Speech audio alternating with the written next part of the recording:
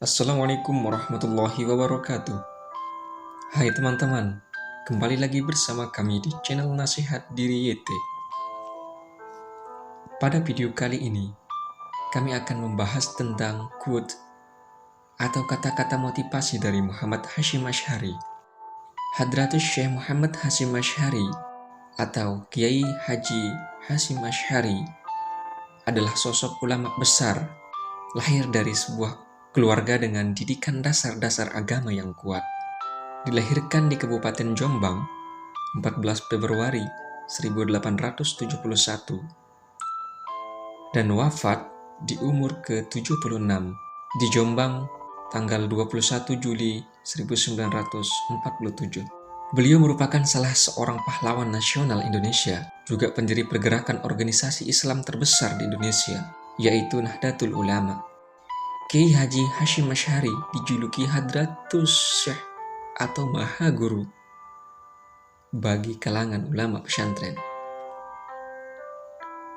Berikut ini beberapa quote yang penuh akan makna dari Kiai Haji Hasyim Asy'ari. Jangan jadikan pendapat sebagai sebab perpecahan dan permusuhan, karena yang demikian itu merupakan kejahatan besar yang bisa meruntuhkan bangunan masyarakat dan menutup pintu kebaikan di penjuru mana saja. Bahwasanya Al-Quran dan Al-Hadis adalah pedoman dan rujukan bagi muslimin.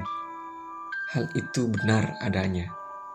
Namun memahami Al-Quran dan Al-Hadis tanpa mempertimbangkan pendapat para ulama adalah sulit atau bahkan tidak bisa. Siapa yang mau mengurusi NU? Saya anggap ia santriku. Siapa yang jadi santriku, saya doakan husnul khotimah beserta anak cucunya. Dakwah dengan cara memusuhi ibarat orang membangun kota tetapi merobohkan isinya. Jangan jadikan perbedaan pendapat sebagai sebab perpecahan dan permusuhan, karena yang demikian itu merupakan kejahatan besar yang bisa meruntuhkan bangunan masyarakat dan menutup pintu kebaikan di penjuru mana saja. Agama dan nasionalisme adalah dua kutub yang tidak berseberangan. Nasionalisme adalah bagian dari agama, dan keduanya saling menguatkan. Tak ada satupun di dunia ini yang kekal, maka ukirlah cerita indah sebagai kenangan, karena dunia memang sebuah cerita. Mengagungkan atau menghormati masjid hukumnya wajib, sedangkan meremehkan atau menghinanya adalah haram. Hendaknya segera mempergunakan masa muda dan umurnya untuk memperoleh ilmu tanpa terpedaya oleh rayuan. Menunda-nunda dan berangan-angan panjang, sebab setiap detik yang terlewatkan dari umur tidak akan tergantikan. Menerima sandang pangan apa adanya, sebab kesabaran akan keserba kekurangan hidup akan mendatangkan ilmu yang luas.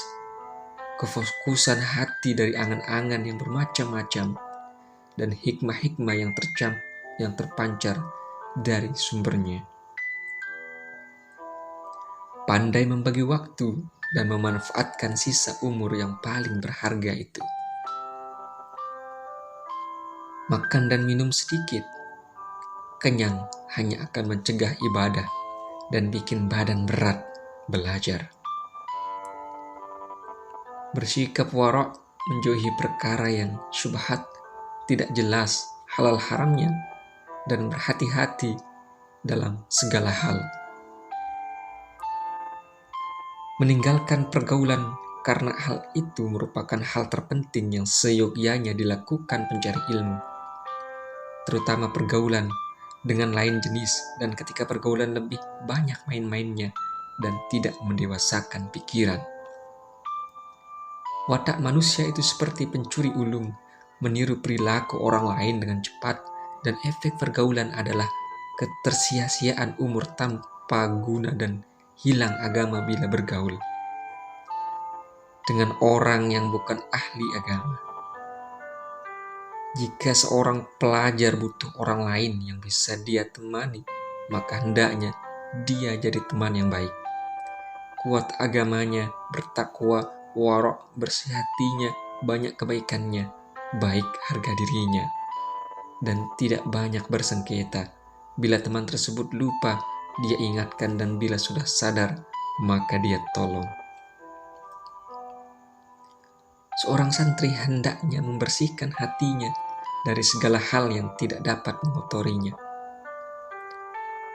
seperti dendam, dengki, keyakinan yang sesaat, dan perangi yang buruk. Hendaknya memiliki niat yang baik dalam mencari ilmu, yaitu dengan bermaksud mendapatkan ridha Allah, mengamalkan ilmu, menghidupkan syariah Islam, menerangi hati dan mengindahkannya, dan mendekatkan diri kepada Allah.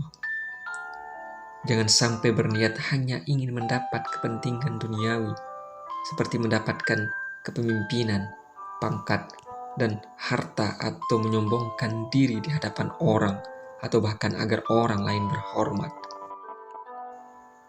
Sesungguhnya perpecahan, pertikaian, saling menghina, dan fanatik mazhab adalah musibah yang nyata dan kerugian yang besar.